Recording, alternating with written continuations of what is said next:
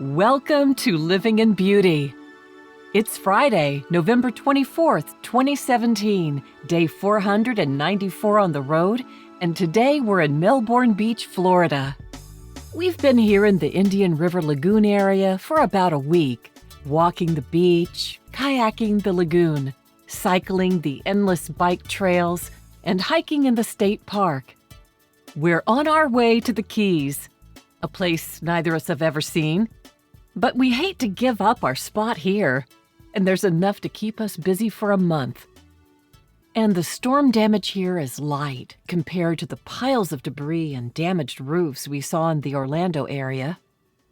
During the calm before the storm, weeks before Hurricane Irma made landfall in Port-au-Prince, her path still a mystery, we gingerly drove toward South Carolina with 3 evacuation strategies, depending on which way the wind may blow. From Asheville, North Carolina, we descended south as the morning skies brewed question mark clouds above the Blue Ridge Mountains. Early that afternoon, we pulled into Inaree River Vineyard for a Harvest Host camp night. But the moment we stepped out of the truck, that heat and humidity slapped us clear to California and back. What was it? 85 feels like freaking 105 or something like that?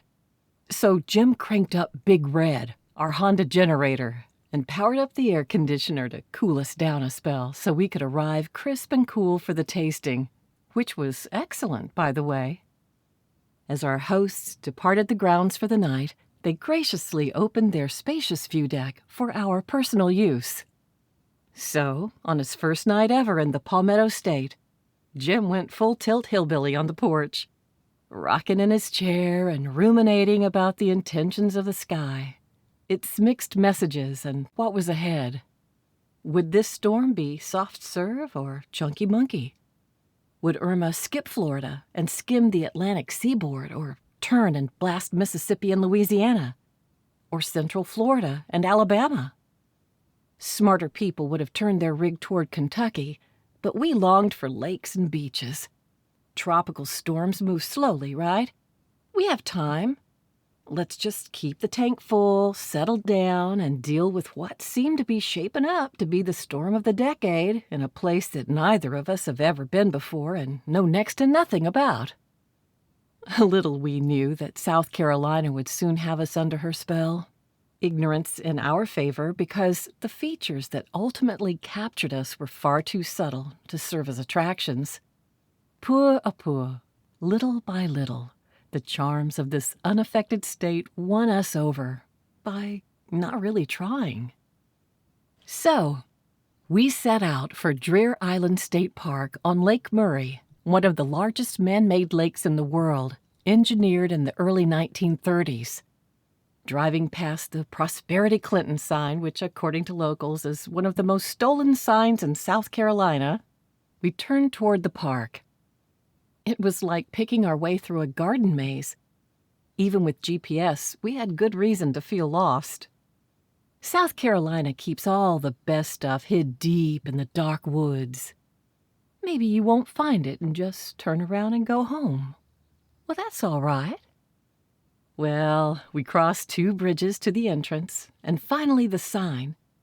Then we passed the day-use area into the campground with just a little bit of drama.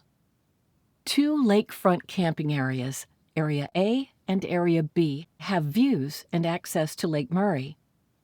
97 paved sites for RVs and tents, and 15 sites just for tents. The asphalt road into Area B was narrow, steep, and curvy.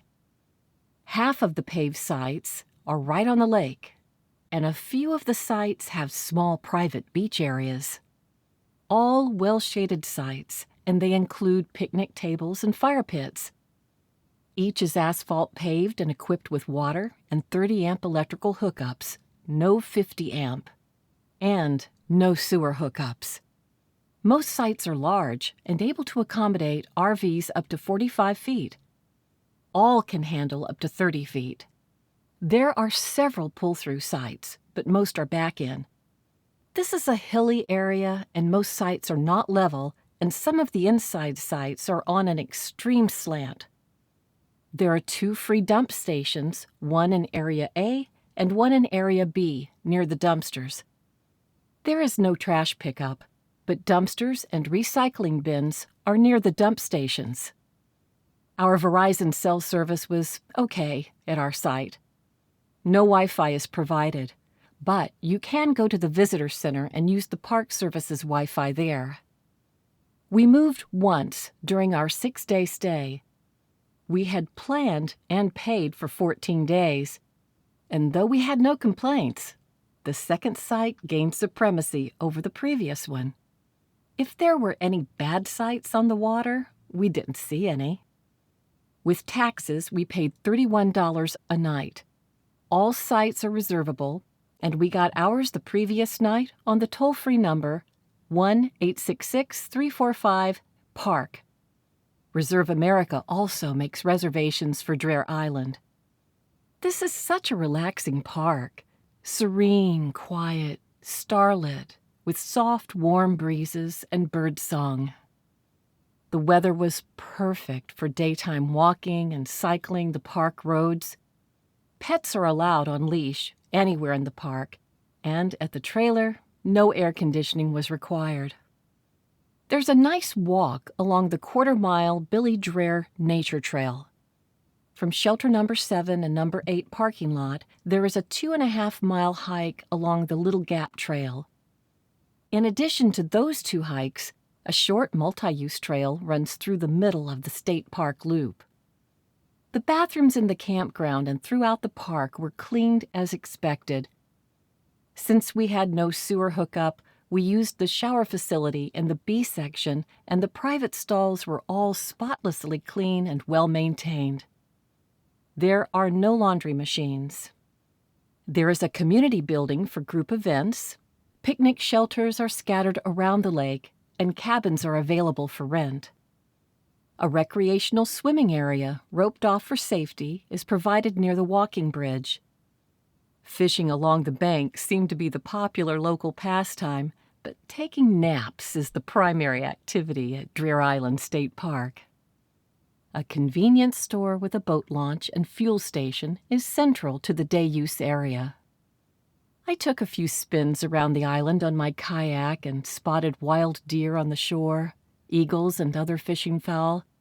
Nearby, I discovered an upscale residential area with a golf course and clubhouse. The hard-working men who were paid 50 cents a day to build this lake did a lot right.